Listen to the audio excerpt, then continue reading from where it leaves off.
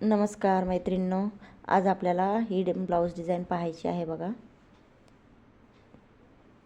आता बघा मी अस्तर कटिंग करून घेणार आहे। तर अस्तर म्हणजे पूर्ण उंची घेतलेली आहे मी 15 इंच, तयार 14 इंच करायचं आहे।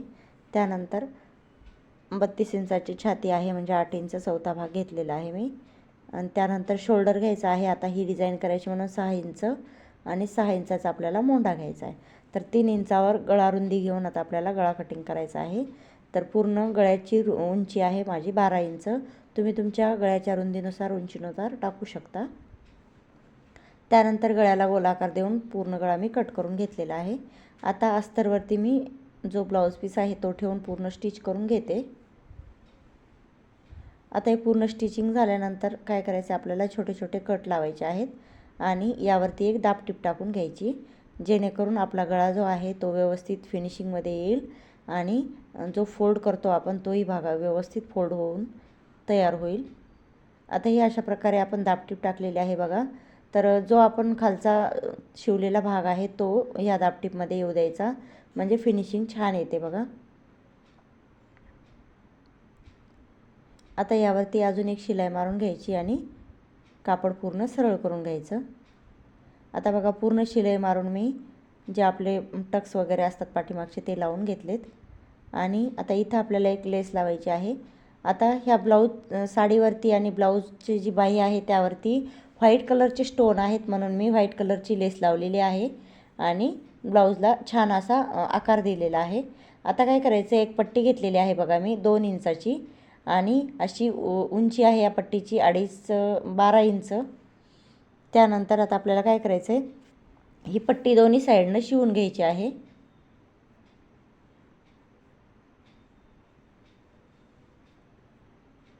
तर दुसरी बाजूही मला व्यवस्थितरित्या शिवून घ्यायची आहे आणि आता हे उरलेलं कापड मी कट करून घेते आणि आता ही पट्टी आपल्याला सरळ करून घ्यायची।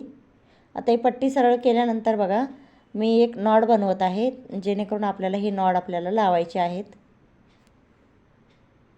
तर ही नॉड सरळ करून घ्यायची आणि हा जो चौकोनी कापड आहे याला फोल्ड करून आता आपल्याला याला एक लटकन बनवायचं आहे। आपल्याला त्या ब्लाऊज डिझाईनला लावण्यासाठी असे लटकन तयार करून त्या नॉडला लावून घ्यायचे आहेत।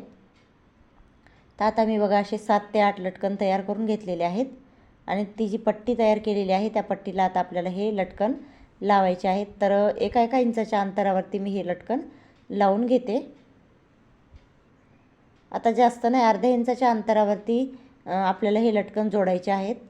खाली फक्त अर्धा इंचाचा आपल्याला लटकन सोडून वरचा जो लटकनचा भाग आहे तो आपल्याला कट करून घ्यायचा आहे। आता ही उरलेली पट्टी व्यवस्थित मी कट करून घेते आणि बघा अशा प्रकारे हे लटकन मी जोडून घेतले आहेत।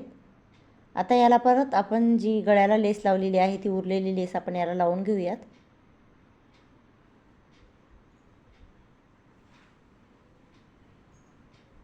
आता लावल्यानंतर एकदा आपण गळा आखून घेऊयात व्यवस्थित होतो का ते। 3 इंचाच्या अंतरावरती आता आपल्याला ही पट्टी जोडायची आहे। वरचा जो भाग आहे गळ्याचा शोल्डरचा तिथून आपण 3 इंचावरती अंतर टाकलं आणि ही पट्टी आता आपल्याला जोडायची आहे।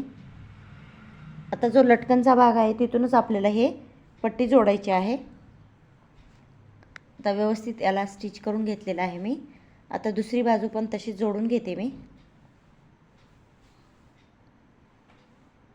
अगदी सोपी आणि दिसायलाही सुंदर अशी ही ब्लाऊज डिझाईन तयार झालेली आहे आपली।